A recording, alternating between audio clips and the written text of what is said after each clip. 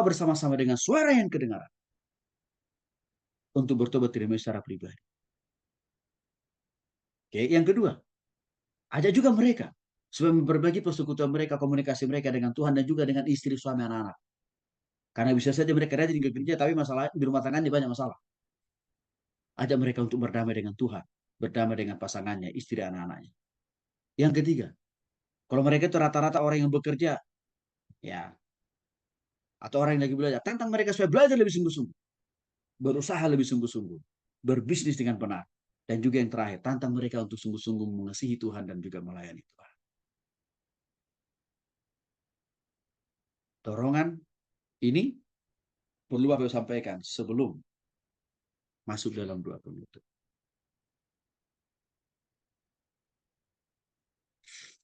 Bapak Ibu, saya mau kasih contoh. Cara berkhotbah yang dinamis dan kreatif. Tapi untuk kesempatan ini, saya pakai satu model dulu.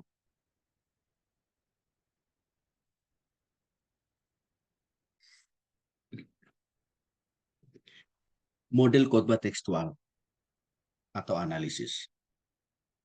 Nanti tolong Bapak Ibu perhatikan, saya mulai mempraktekkan setiap poin-poin butir-butir dari isi khotbah seperti saya jelaskan tadi. Dan saya akan pakai ilustrasi atau juga kesaksian dari dasar firman Tuhan pertama sampai pada kesimpulan. Oke. Shalom. Bapak Ibu yang dikasih oleh Tuhan Yesus Kristus. Saya bersyukur pada kesempatan ini Tuhan berikan kita kehormatan untuk boleh mendalami firman Tuhan. Dari Matius pasal 7. Bapak Ibu dikasih oleh Tuhan Yesus Kristus. Saya punya cerita yang menarik. Dan saya yakin cerita ini memberikan sebuah pesan buat kita. Satu saat ada sebuah keluarga. Dan kebetulan keluarga ini baru menikah dan juga baru berumah tangga. Dan baru dikaruniai Tuhan seorang anak. Mereka sedang berwisata ke suatu tempat namanya kebun binatang. Setelah suami istri dan bahkan satu anak mereka berkeliling kebun binatang tersebut, tiba-tiba saja anak mereka lepas dari genggaman kedua tangan papa dan mamanya. Yang artinya anak ini pergi mencari tempat bermain yang tidak diketahui orang tuanya. Bapak Ibu dikasih oleh Tuhan Kristus. Tiba-tiba anak itu mau diserang oleh seekor harimau yang sangat dan amat kelaparan. Dan anak ini tahu binatang yang ada di hadapannya adalah binatang buas. Dia mau mengadu ke orang tuanya tidak ada di tempat. Tapi dia ingat waktu sekolah minggu. Ada Tuhan yang selalu siap menjadi tempat pengaduannya. Maka waktu harimau atau singa itu mau menerkam dia, si anak kecil ini langsung berdoa berlutut di hadapan singa dan harimau itu. Dia katakan kepada Tuhan, ya Tuhan, berkatilah makanan yang ada di hadapanku ini. Bapak Ibu dikasih oleh Yesus Kristus,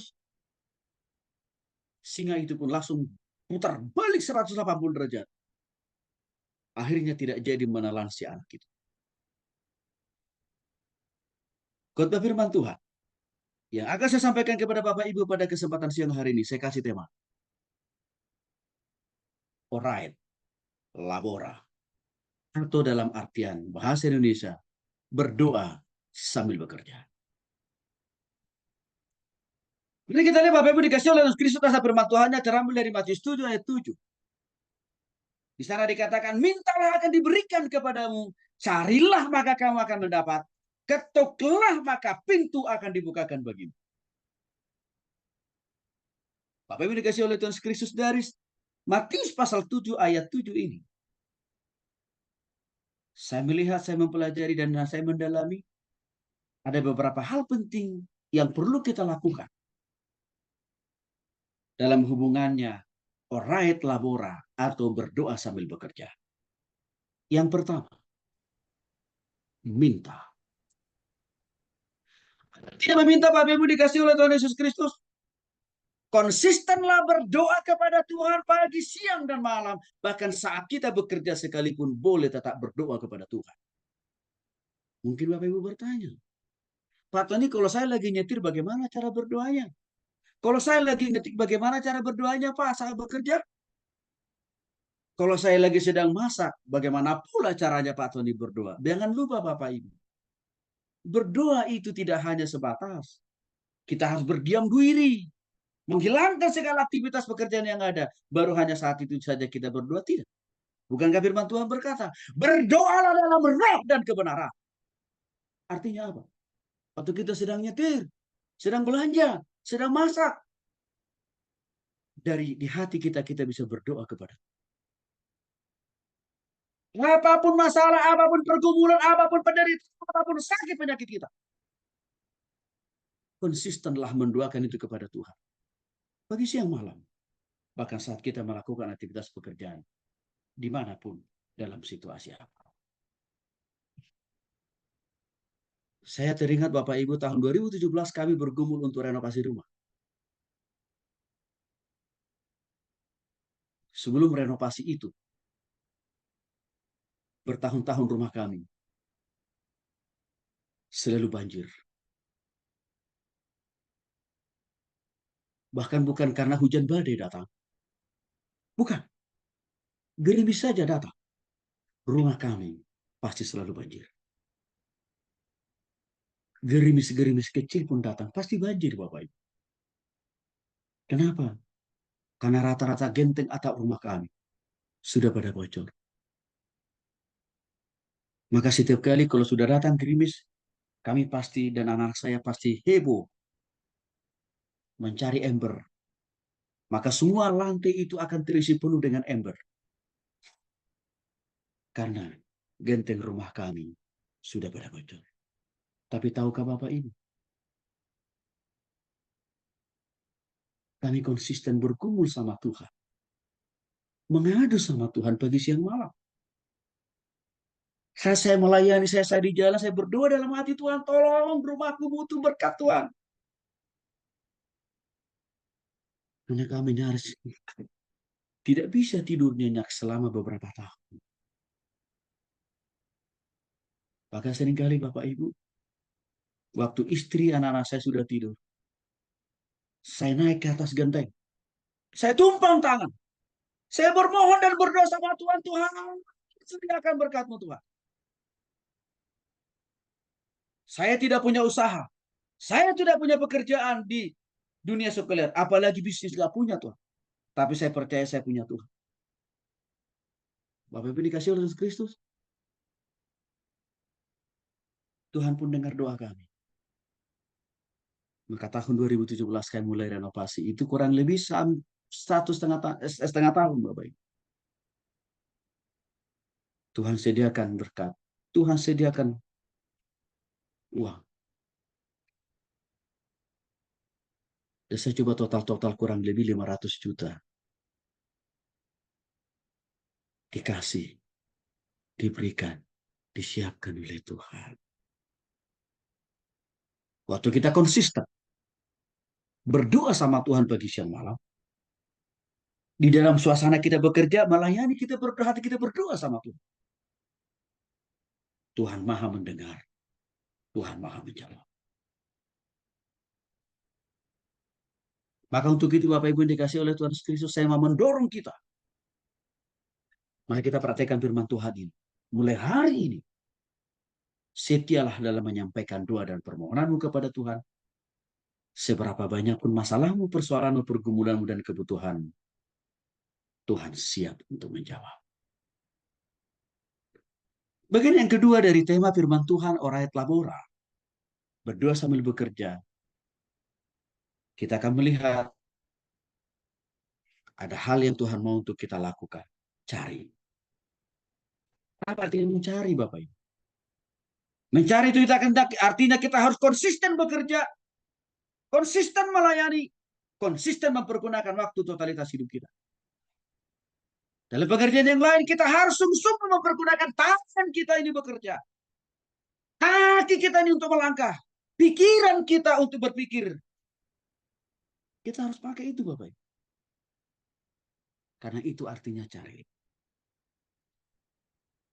Alkitab mengatakan, orang yang bekerja keras, lebih keras dari orang lain. Orang itu akan lebih mudah diberkati oleh Tuhan daripada orang yang malas. Artinya Bapak Ibu yang dikasihi oleh Tuhan Kristus. Kalau kita sudah maksimal mempergunakan napas hidup ini, kekuatan dan kesehatan yang diberikan Tuhan ini maksimal kita pakai. Tangan dan kaki kita, mulut dan pikiran kita, pengalaman kita, bekerja atau melayani Tuhan. Pasti Tuhan memberkati kita. Bapak Ibu yang dikasihi oleh Tuhan Kristus. Maka saya pun tidak pernah jemu-jemunya sebagai hamba Tuhan. Mengisi waktu dan hidup saya. Melayani, melayani, dan melayani. Pagi, siang, dan malam. Maka saya nggak pernah hitung-hitungan. Kalau Tuhan suruh saya membuka pelayanan di suatu tempat, saya akan pergi ke tempat itu. Walaupun kadang-kadang di tempat itu saya ditolak, saya akan pergi. Saya hanya akan mundur dari tempat itu kalau Tuhan bilang, Tor kau mundur, di tempat lain saya sudah sedia. Bapak Ibu dikasih oleh Tuhan Kristus. Pagi, siang, malam saya gunakan waktu saya untuk melayani Tuhan. Itu artinya apa? Napas hidup ini saya pakai dengan baik.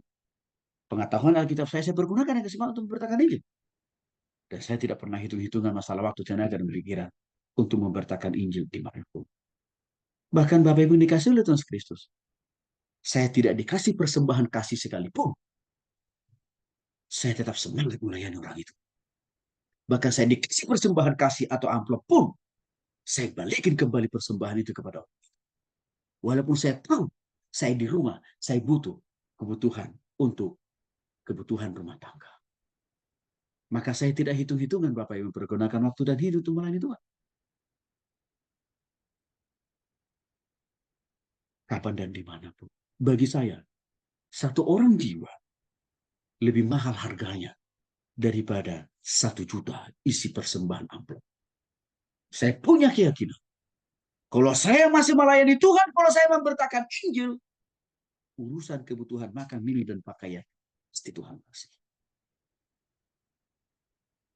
Maka seperti saya katakan tadi, Bapak Ibu, yang dikasih oleh Tuhan Kristus, sehubungan dengan pergumulan kami renovasi rumah, itu tidak lepas berkat Tuhan yang Tuhan kasih itu.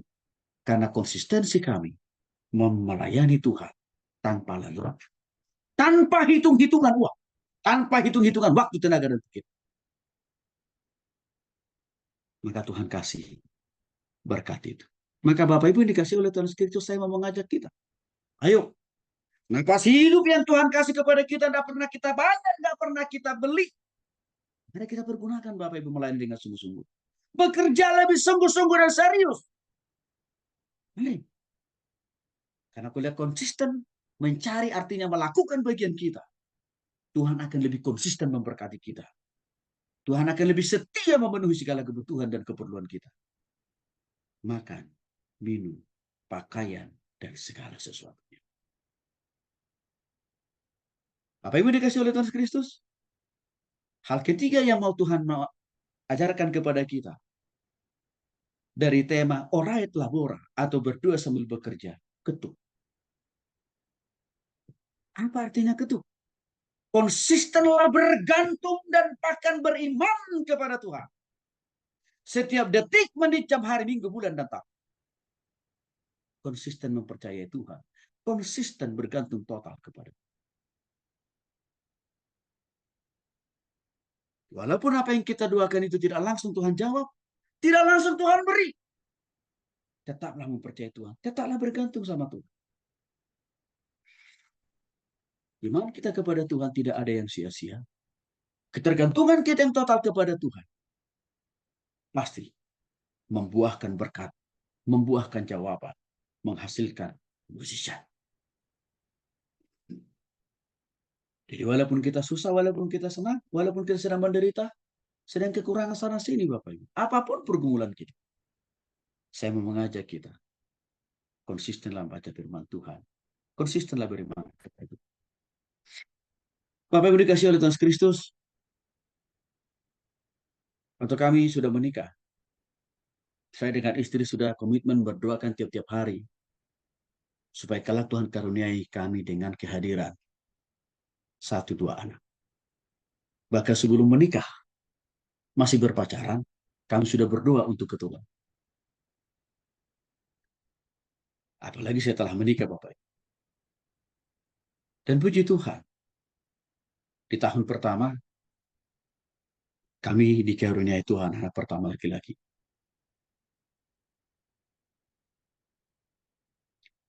Tapi tahukah Bapak Ibu, sebelum istri saya hamil, saya selalu tumpang tangan. Supaya Tuhan berkati rahimnya, dan Tuhan kasih anak yang mengasihi Tuhan. Bukan hanya itu saja. Saya selalu tumpang tangan juga di rahim istri saya. Supaya Tuhan siapkan masa depan anak kami ini suatu saat waktu dia kuliah. Baik untuk anak pertama dan anak yang kedua. Bapak Ibu, konsisten pagi siang malam kami mendoakan itu. Waktu itu memang kami berdoa lebih spesifik. Doanya apa? Supaya anak pertama yang kedua Tuhan izinkan jadi dokter. Di kampus terbaik. Itu doa kami. Tapi Bapak Ibu dikasih Tuhan Kristus pertanyaannya. Apakah dijawab Tuhan? Ya. Walaupun tidak 100% seperti yang kami mau. Dijawab Tuhan kok. Tetapi kan gak jadi dokter anaknya Pak Tony. Ya. Tapi dengan Tuhan kasih kesempatan kedua anak saya masuk di ITB, bagi saya itu sudah cukup. Itu juga kampus terbaik. Artinya Bapak Ibu yang dikasih oleh Tuhan Yesus Kristus, konsistensi kita dalam beriman kepada Tuhan bergantung total sama Tuhan. Tidak ada yang sia-sia. Pasti dijawab oleh Tuhan. Maka saya mengajak Bapak Ibu, mulai hari ini, setialah berdoa kepada Tuhan. Setialah menaruh iman dan pengharapanmu kepada Tuhan. Walaupun kita tidak tahu bagaimana cara Tuhan bekerja, walaupun kita tidak paham bagaimana Tuhan memberkati kita, tetaplah bergantung total kepada Dia. Karena Tuhan punya caranya sendiri, punya jalannya sendiri untuk memberkati kita. Artinya, bagian kita lakukan. Maka bagian Tuhan, pasti Tuhan lakukan. Kita dikasih oleh Yesus Kristus supaya kita lebih ingat inti daripada firman Tuhan dengan tema Alright Labora. Berdua sambil bekerja, saya perlu mengingatkan kembali kita. Ada 3 hal yang Tuhan ingatkan kepada kita untuk kita lakukan hari ini. Yang pertama, minta konsistenlah dalam berdoa. Yang kedua, cari setialah dalam bekerja, dalam melayani Tuhan. Yang ketiga, ketuk setialah mempercayai Tuhan, mengimani Tuhan, dan bergantung total kepada Tuhan. Untuk itu saya mengajak Bapak Ibu yang dikasih oleh Tuhan Yesus Kristus pada kesempatan ini. Kalau masih ada di antara kita yang belum sungguh-sungguh, imannya tertancap kepada Yesus. Mari buka hati. Undang dia sebagai Tuhan dan Selamat secara pribadi. Yang kedua, mari Bapak Ibu, kita bangun kembali komunikasi, relationship kita dengan Tuhan. Atau mungkin juga kita ada masalah dengan orang lain. Istri, suami, anak-anak. Ayo mari kita perbaiki di hadapan Tuhan. Lepaskan pengampunan dan maaf. Yang ketiga, mari saya ajak Bapak Ibu, apapun profesi pekerjaan kita, kita ini dipanggil dan dipilih diselamatkan oleh Tuhan. Tidak lain tidak bukan untuk melayani Tuhan sampai sisa hidup kita. Dan yang terakhir, firman Tuhan tadi juga mendorong kita semuanya. Mari berdoa lebih sungguh-sungguh, bekerja lebih sungguh-sungguh, belajar lebih sungguh-sungguh, beriman lebih sungguh-sungguh.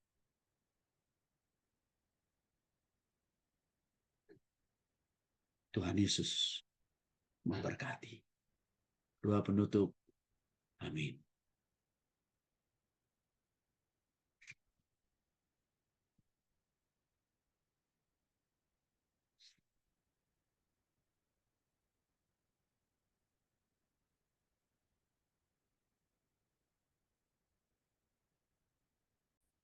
Dalam hal mata kuliah